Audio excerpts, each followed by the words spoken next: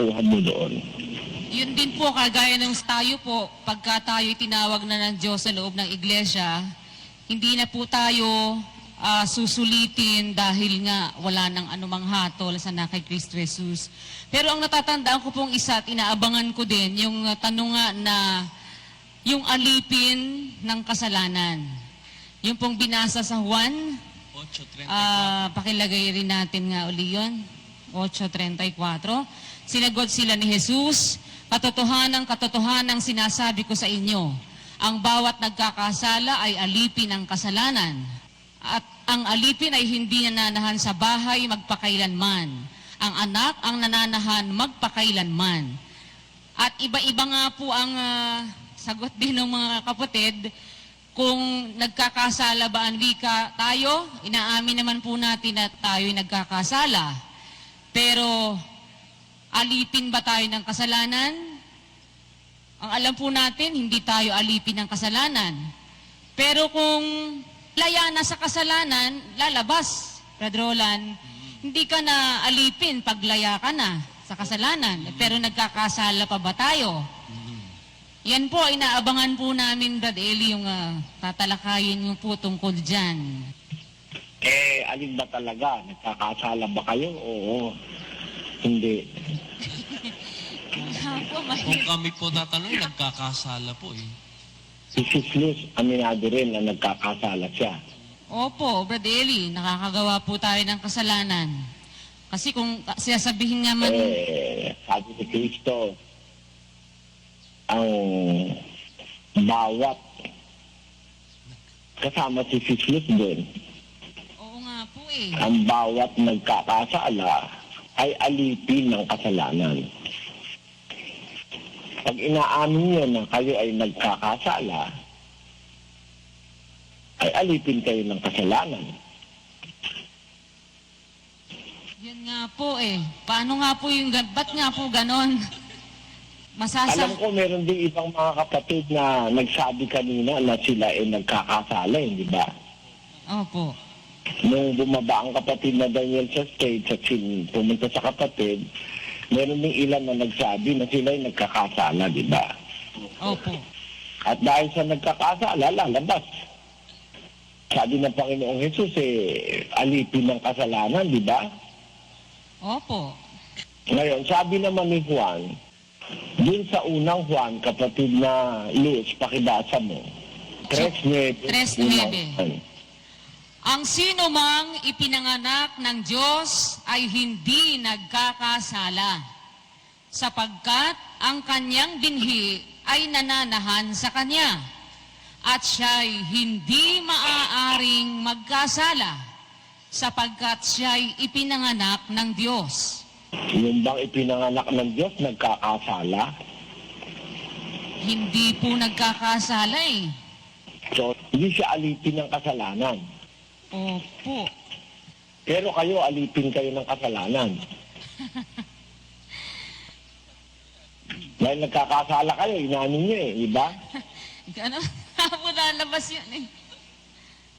Ang hirap nga po. Hindi, hindi kayo anak ng Diyos. Ang alam po namin, anak na po tayo ng Diyos eh. Yung unang mga Kristiyano, anak na sila ng Diyos, tinatanggap nila yon. Basahin natin yung 3:3 ng unang Juan. At sino mang mayroon ng pag-asang ito sa kanya, ay naglilinis sa kanyang sarili, gaya naman niyang Sino yan, ha? 3:1. Masdan ninyo kung gaanong pag-ibig ang ipinagkaloob sa atin ng Ama, upang tayo'y mga tawag na mga anak ng Diyos. At tayo'y gayon nga.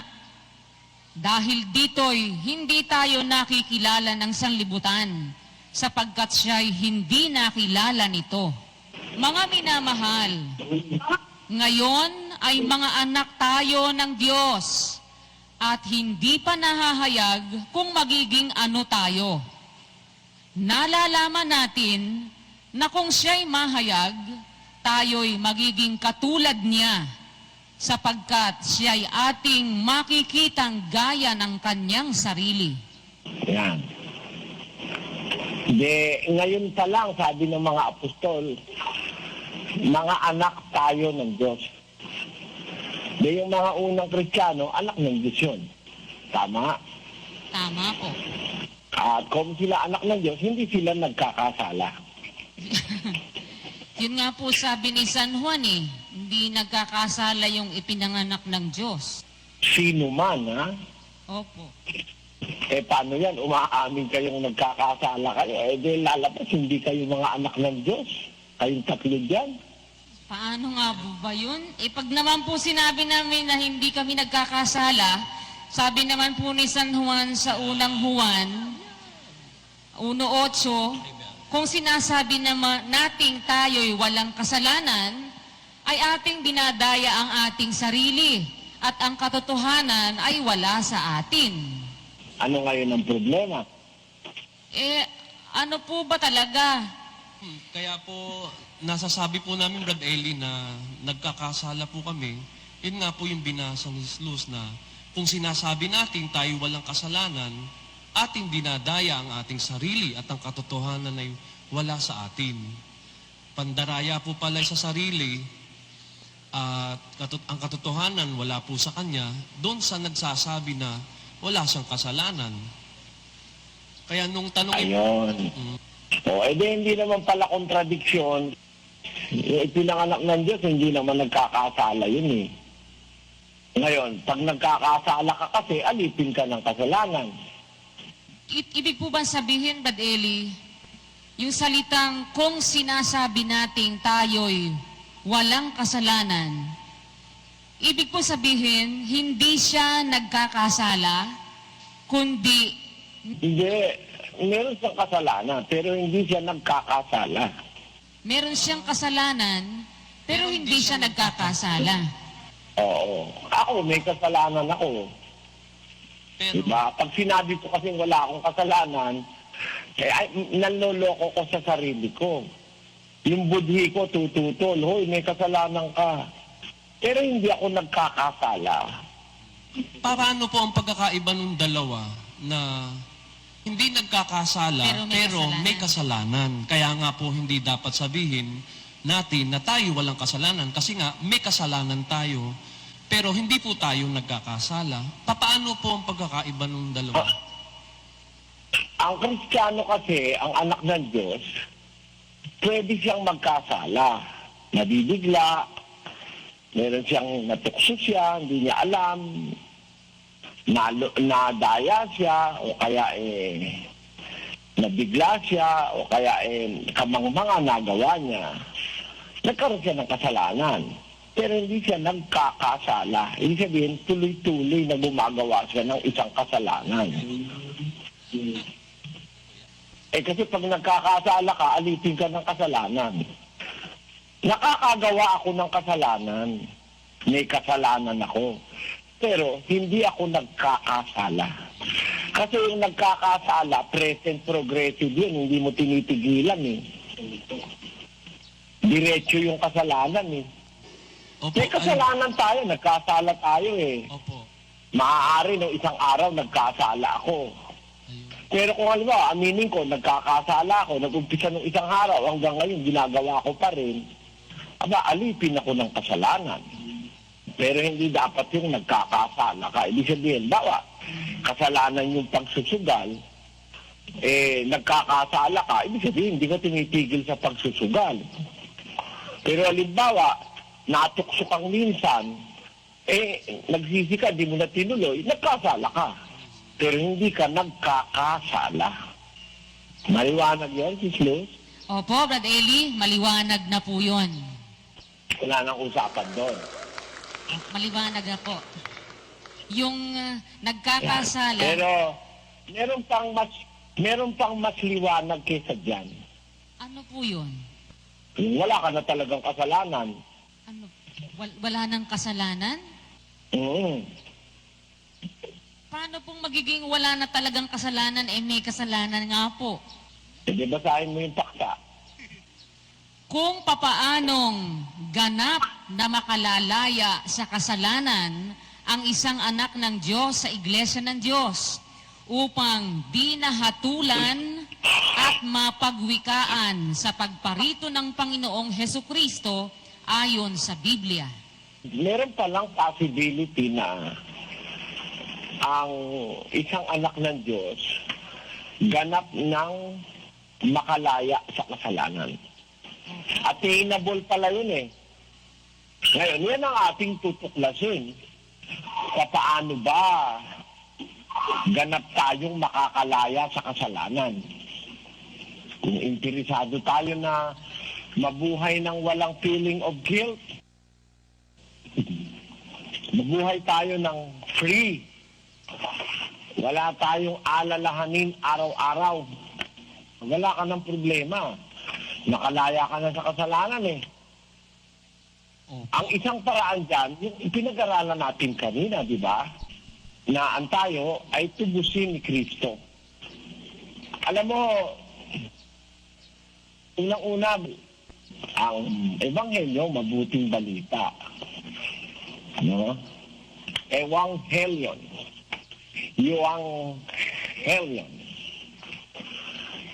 A good message that is the gospel. Alam niyo ba, mga kapatid, kung ano ang pinaka-synopsis or buod noong mabuting balita o ebanghelyo? Basahin natin yung unang Korinto 15:1 hanggang 3. Ngayon ipinatatalastas ko sa inyo, mga kapatid, ang ebanghelyo na sa inyo'y aking ipinangaral, na inyo namang tinanggap, na siya naman ninyong pinananatilihan. Sa pamamagitan naman ito'y ligtas kayo, kung matiyagan ninyong iingatan ang salitang ipinangaral ko sa inyo, maliban na kung kayo'y nagsisampalataya ng walang kabuluhan. Sapagkat ibinigay ko sa inyo una sa lahat ang akin namang tinanggap, na si Kristo ay namatay dahil sa ating mga kasalanan ayon sa mga kasulatan. Ayon, namatay si Kristo dahil sa ating mga kasalanan ayon sa mga kasulatan. So yun pala yung ebanghelyo na ipinangaral ni Pablo. Tinanggap naman ng mga taga-Korinto na gusto ko tanggapin nyo rin ngayon, mga kapatid. Si Kristo na ating Panginoon namatay dahil sa ating mga kasalanan.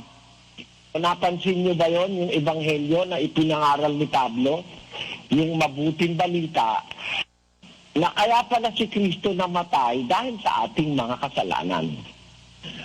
Yun ang mabuting balita. Alin yun? Tinubos tayo ni Kristo sa ating kasalanan. Siya namatay para sa atin. Yun ang mabuting balita. Meron pa bang mas mabuting balita kaysa doon, kapatid na Luz? Wala na po. Yun na po talaga ang pinakamagandang at mabuting balita, na tayo po ay tinubos ni Kristo nung mamatay siya. Kasi problema ng sangkatauhan niyang kasalanan. Yang kasalanan ang sakit ng sangkatauhan. Kaya tayo nangangailangan ng doktor dahil sa kasalanan. Sabi ni Kristo, ang walang sakit hindi nangangailangan ng manggagamot kundi ang may sakit. Naparito ako hindi upang tumawag ng banal kundi ng makasalanan, sabi niya. So, ang doktor ng kasalanan si Kristo, tama? Lahat ng remedyo ng kasalanan na kay Kristo. Lahat ng therapy para sa kasalanan na kay Kristo. Preventive therapy na kay Kristo. Therapeutic, yung curative na kay Kristo pa rin. Tapos, na kay Kristo pa rin yung last remedy ng kasalanan. Ewan ko kung nakukuha nyo, ibig kong sabihin, na kay Kristo yung para prevention sa kasalanan. Na kay Kristo yung nagkasala ka, de epektado ka na, may sakit ka na. Na kay Kristo yung pampagaling sa kasalanan. Tapos, mamamatay ka na sa kasalanan, nakikristo pa rin. So siya ang doktor ng kasalanan. Lahat ng paraan para maalis ang kasalanan sa tao, nakikristo na. Nakikristo lahat yun. Lahat ng paraan para ang tao maalis sa kasalanan at mawala ng kasalanan at huwag mapagharian ng kasalanan at huwag mamatay sa kasalanan, nakikristo lahat yun. Ngayon, maaari itanong ng iba, bakit yun ang ebanghelyo?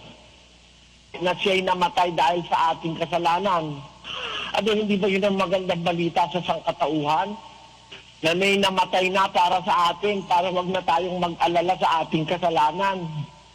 Di ba magandang balita yun, kapatid na Luz? Totoo po yun. Magandang balita po yun. At nagkakaisa mga apostol dyan na ang magandang balita, yung ginawa ni Kristo para wag tayong maapektuhan ng kasalanan. Kasi yung kasalanan ang ginagamit ng demonyo para hilahin tayo sa impyerno at paalisin tayo sa harap ng Diyos. Sumbong siya ng sumbong doon sa ating kasalanan sa Diyos. Sumbong siya ng sumbong araw at gabi. Pag nagkakasala tayo, wala siyang ginawa kundi magsumbong ng magsumbong. Basahin natin ang Apokalipsis. Ganito ang ating mababasa sa Kapitulo 12 at versikulo 10. Basa. At narinig ko ang isang malakas na tinig sa langit na nagsasabi, "Ngayoy dumating ang kaligtasan at ang kapangyarihan at ang kaharian ng ating Diyos at ang kapamahalaan ng kanyang Kristo, sapagkat inihagis na ang tagapagsakdal o tagausig sa ating mga kapatid, na siyang sa kanila'y nagsusumbong sa harapan ng ating Diyos araw at gabi." Ayon. Dadating pa ng panahon, iahagis na yung si Satanas na siyang nagsusumbong sa atin araw at gabi sa harapan ng Diyos. Wala siyang ginawa kundi isumbong pag nagkakasala tayo, kapatid na Luz. Sigurado ka.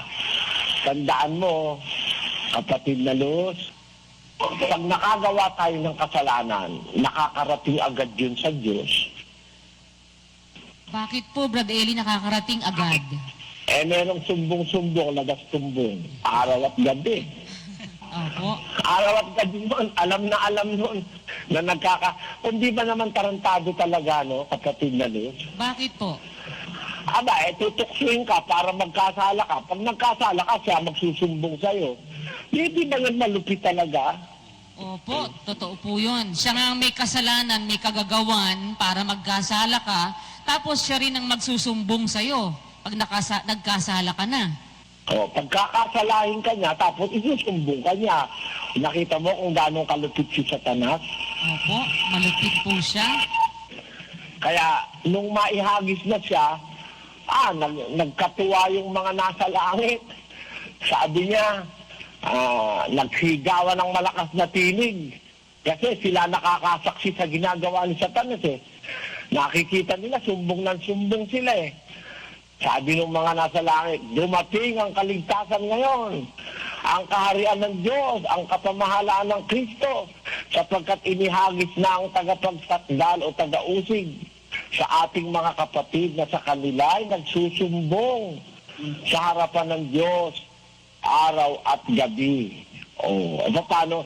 Bakit naman hindi napahamak yung mga kapatid na nagkakasala, isinusumbong araw-gabi? Bakit hindi sila napahamak? Apokalipsis 12:10 nga ulit, tuloy mo sa 11. At narinig ko ang isang malakas na tinig sa langit na nagsasabi, "Ngayoy dumating ang kaligtasan at ang kapangyarihan at ang kaharian ng ating Diyos at ang kapamahalaan ng kanyang Kristo, sapagkat inihagis na ang tagapagsumbong sa ating mga kapatid, na siyang sa kanila'y nagsusumbong sa harapan ng ating Diyos araw at gabi. At siya'y kanilang dinaig dahil sa dugo ng kordero at dahil sa salita ng kanilang patutuo, at hindi nila inibig ang kanilang buhay hanggang sa kamatayan." Ayon ang sinasabi ng kasulatan. Sa makatwid, kaya pala nanalo na naig itong mga tao ay binaig sila dahil sa dugo ng kordero. Alam mo kung ano ngayon yung ibig sabihin niyang pagkatubos ng dugo ng kordero, kaya sila na naig, sila naging dapat. O basahin natin ngayong unang Pedro uli. Na inyong nalalamang kayo'y tinubos, hindi ng mga bagay na nangasisira, ng pilak o ginto, mula sa inyong walang kabuluhang paraan ng pamumuhay, na ipinamana sa inyo ng inyong mga magulang, kundi ng mahalagang dugo, gaya ng sa korderong walang kapintasan at walang dungis, sa makatwid bagay ang dugo ni Kristo. Ayon, naalalaman niyo tinubos kayo sa makatwid bagay ng dugo ng kordero na walang kapintasan, walang dungis, sa makatwid bagay ang dugo ni Kristo. Basahin mo ngayon yung huling sentence ng verse 25, kapatid Lalo. Mahaba kasi yung huling sentence lang ng verse 25, chapter 1 ng 1 Peter. At ito ang salita ng mabubuting balita na ipinangaral sa inyo. Nakita mo, yan ang good news eh. Yan ang ebanghelyo. Yan ang synopsis, ang lundo, ang buod ng mabuting balita. Yung pagkatubos ni Kristo sa ating kasalanan. Yan ang salita ng mabubuting balita na ipinangaral sa inyo. O, di ba? Yan pala yung mabuting balita, yan yung pinaka-synopsis na meron ng tumubos sa ating mga kasalanan. Ito yun. Di, nagkakasala ka o nagkasala ka. O kaya naman nagkakasala ka. O kaya naman nakagawa ka ng marami ng kasalanan. Pero pag pumayag ka, sumampalataya ka, pinanggap mo paraan ng Diyos at ni Kristo, matutubos ka. Ibig sabihin, pag natubos ka, wala ka nang alalahanin sa kasalanan, di ba? Tinubos ka na eh. Ang tumubos si Kristo eh. Wala siyang kasalanan, so may karapatan siyang tumubos. Wala siyang utang, so pwede niyang bayaran yung ating utang. Tama? Yun ang pagtubos eh. Pagbabayad sa utang, o pananagot sa utang ng may utang, o mamatay ka dahil sa kasalanan ng iba. Yun ang pagtubos eh. Di ba magandang balita yun? Gusto mo, wala ka nang sasagutin, may sumagot na para sa'yo. Kaya magandang balita yun. Yun ang diwa ng pagkatubos eh. Yun ang diwa ng ebanghelyo. Na siya na ang nag-suffer, siya na ang nahirapan para sa atin. Siya na ang pinarusahan para sa atin. At alam mo kung bakit kayang-kaya ng Panginoong Hesus na tubusin tayo sa ating kasalanan? Alam niyo ba, mga kapatid? Dahil hindi naman basta ganun lang yung dugo ni Kristo. Sa buong universo ba may makikita kang dugo na kasing halaga ng dugo ni Kristo? Wala kang makikita. Bakit wala? Walang kapareho si Kristo sa lahat ng umiiral na bukod sa Diyos. Siya lang ang pwedeng tumubos sa atin sa Diyos. Ang anghel hindi pwede. Ang kerubin hindi pwede. Kapatid na Luz. Ang serapin hindi pwede. Yung magagawa ni Kristo, walang ibang makakagawa. Alam niyo kung bakit? Bakit nga po? Siya lang ang kaligayahan ng Ama eh. Siya ang kinalulugdan ng Ama. So pag siya tumubos, lahat ng galit ng Ama huhupa.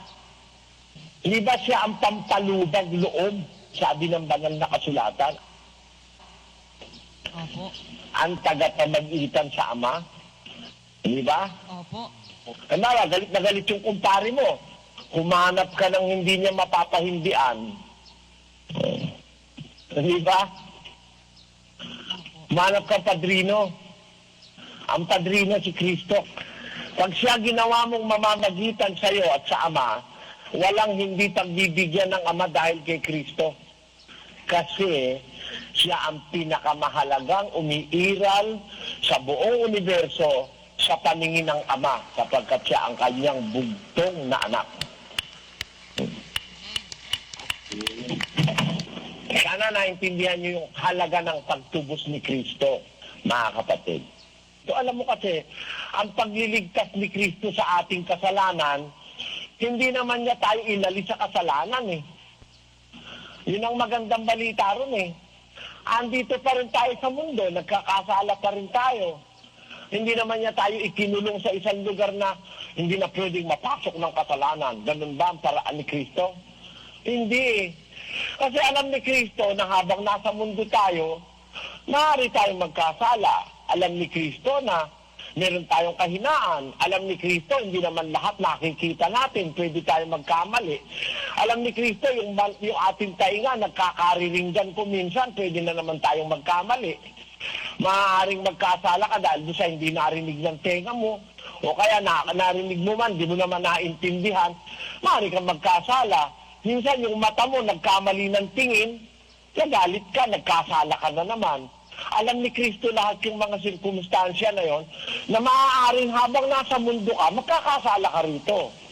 O ngayon, kung mo alam niya yon, paano niya tayo ililigtas sa kasalanan? Hindi niya tayo inalis sa kasalanan o inalis sa mundo. Hindi niya tayo kinulong sa isang kulungang bakal na hindi kayang mapenetrate ng kasalanan. Hindi gano'n ang paraan niya. Hindi, naglagay siya ng mga safeguards o ng bantay para sa kasalanan. Naglagay siya ng aral para ka magkasala. Kaya isinulat ika ito para wag kayong magkasala. Pero kung nagkasala ka pa rin, meron tayong tagapamagitan sa Ama. Si Yesu Kristo ang natwid. Siya ang pagtalubag sa ating kasalanan. Na ibig sabihin, ang pagtubos niya sa atin, hindi niya tayo inalis sa mundo. Hindi niya tayo kinulong sa isang bakal na kulungan para wag makapasok ang kasalanan. Kundi, ang kanyang ginawa, pag magkakasala ka, meron na siya agad remedyo. Paano yun? Namatay na siya para doon. Tinubos ka niya na para doon. Kaya, hindi mo pa nagagawa yung kasalanan, absuelto ka na. Dahil may namatay na para sa'yo. Di ba maganda yun?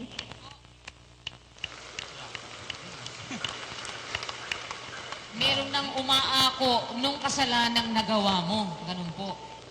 Hindi mo pa nga nagagawa, inako na eh. Opo. Hindi pa naman tayo pinapanganak, namatay na si Kristo para sa ating kasalanan. Opo.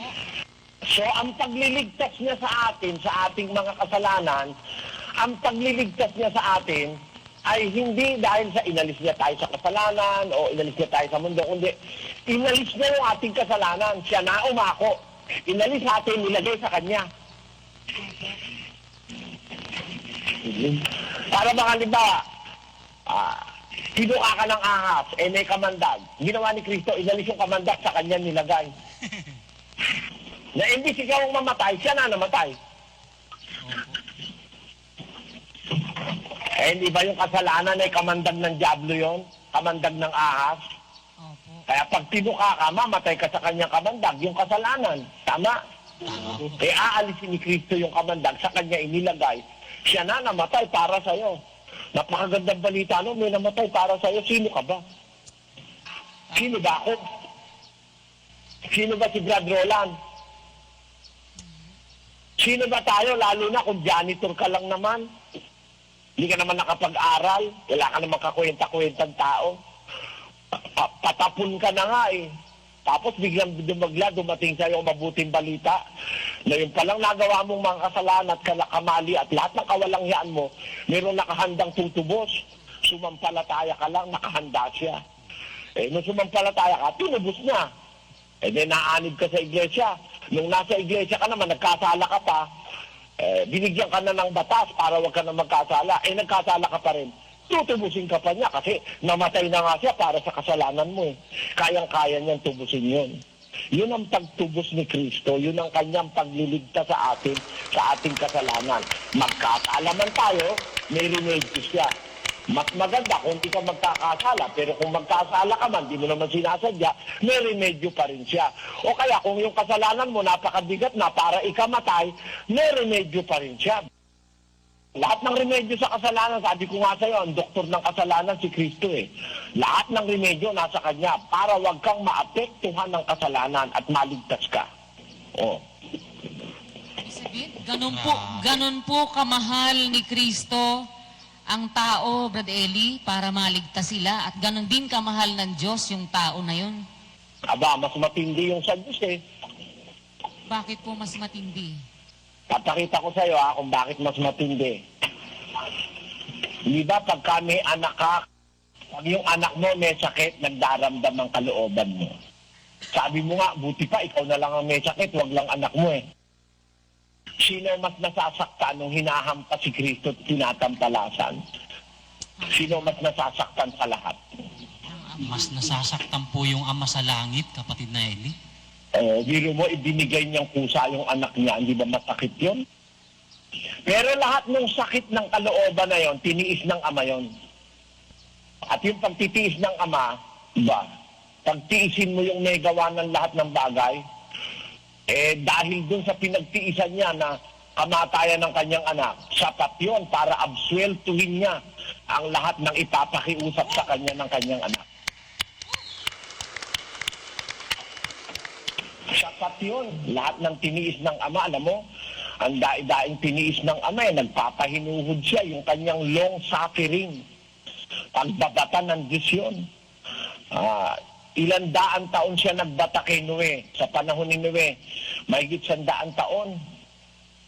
Kay Kristo, 3 taon siyang nagtitiis, tinatampalasan yung anak niya, mula pa sa pagkapanganak, ginagago na.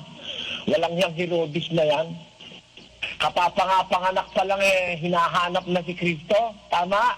Tama po. Di ba nagtitiis ang Ama ng sakit ng kalooban doon? Walang yang hari ito Nakatikim ng pwesto, ayaw nang maalis sa pwesto. At para wag maalis sa pwesto, pati yung anak ko, pinapahanap na itapatay. Di ba kaya galit na galit ang kalooban ng Diyos doon at nagtitiis siya ng pighati? Sinubo niya yung anak niya. Tapos umpisa pa lang may kalaban na. Tapos nung lumalaki-laki na, may kalaban pa. Alam mo kung sino kalaban ni Kristo nung lumalaki-laki na siya? Yung mga kapatid niyang babae. Yung mga anak ni Maria, na babae, buti nga yung mga kapatid niyang lalaki, naging apostol pa yung isa eh. Sa mga kapatid niyang lalaki, may sumampalataya sa kanya. Tapos nung aaral siya, eto ngayon yung mga kalaban niya, yung mga pangulo ng relihiyon, mga iskriba at pariseo. Hanggang patayin si Kristo, maraming tiniis ang Ama sa langit. Hanggang ngayon nga tagtitiis ang Ama yung mga kasalanan ng mga walang hiya. Basahin mo yung sa 4:6 ng Ebreo. Sapagkat tungkol sa mga minsang naliwanagan at nakalasap ng kaloob ng kalangitan at mga nakabahagi ng Espiritu Santo at nakalasap ng mabuting salita ng Diyos at ng mga kapangyarihan ng panahong darating at sa kanahiwalay sa Diyos ay di maaaring baguhin silang muli sa pagsisisi. Yamang kanilang ipinapapakong muli sa ganang kanilang sarili ang anak ng Diyos at inilalagay na muli siya sa hayag na kahihiyan.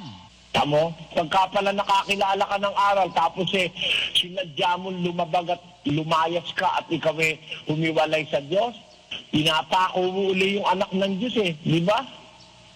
Di ba kaya ang Diyos nagtitiis ng hirap sa kanyang kalooban dahil sa mga walang hiyang yan? Pero biyaan mo sila talagang ganun, Ang Diyos naman mapagpahinuhod, sagana sa kagandahang loob, mapagpatawad, Diyos na mapagtiis. Kaya nga mismo, Diyos na nagtitiis pa rin Tapos tayo ayaw nating magtiis, masama yun. Kung yung Diyos na may-ari ng lahat ng bagay, dahil sa atin nagtitiis Sana naunawa nyo yung pagtubos ni Kristo, Napakahalaga nun. Ganun pala yun. Sabi ko sa loob-loob ko, napakaganda pala nung mabuting balita na yun, Aral ng Ebanghelyo na synopsis, yung pinaka-brief buod ng Ebanghelyo.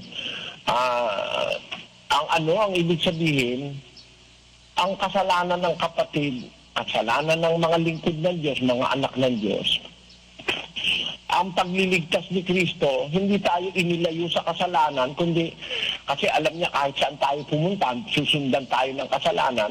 Ang remedyo niya, yung magkasala ka, siya na umako. Siya na nagpakasakit para sa kasalanan mo, para ka matubos. Pero alam mo, hindi pa yan ang height eh. Hindi pa yan yung pinakil ng ginawa ni Kristo. Hindi pa yan yung kasakdal-sakdalan eh. Meron pang isang na gusto kong ipaliwanag sa inyo, mga kapatid, na pinakaganap na paraan para tayo maalis na sa kasalanan, wag nang maka-epekto sa atin yan kahit ano pa.